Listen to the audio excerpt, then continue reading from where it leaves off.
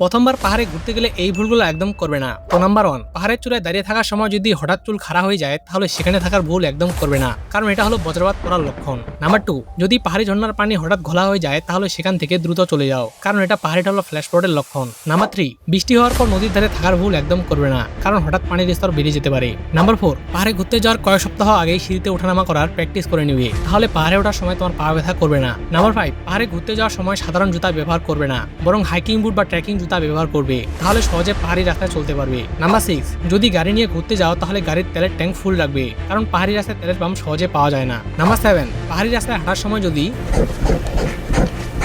এমন কাটকাটার মতো শব্দ শুনতে পাও তাহলে সেখানে থাকার ভুল একদম করবে না, কারণ এটা পাহাড়ি ভাল্লুকের আওয়াজ, তাই সাবধান। নাম্বার 8, পাহাড়ি রাস্তায় হাঁটার সময় যদি হঠাৎ জঙ্গল নিস্তব্ধ হয়ে যায় তাহলে বুঝবে তোমার আশেপাশে কোনো পাহাড়ি বাঘ উৎপত্তি আছে। নাম্বার 9, পাহাড়ে হাঁটার সময় যদি এমন ছোট ছোট পানি নালা দেখতে পাও তাহলে সেখান দিয়ে হাঁটার ভুল একদম করবে না, কারণ এগুলো অনেক গভীর হয়ে থাকে। নাম্বার 10, পাহাড়ি নদী বা ঝর্ণার একদম গা ঘেঁষে তাঁবু টাঙাবে না, কারণ হঠাৎ পানির ফ্লো বেড়ে যেতে পারে।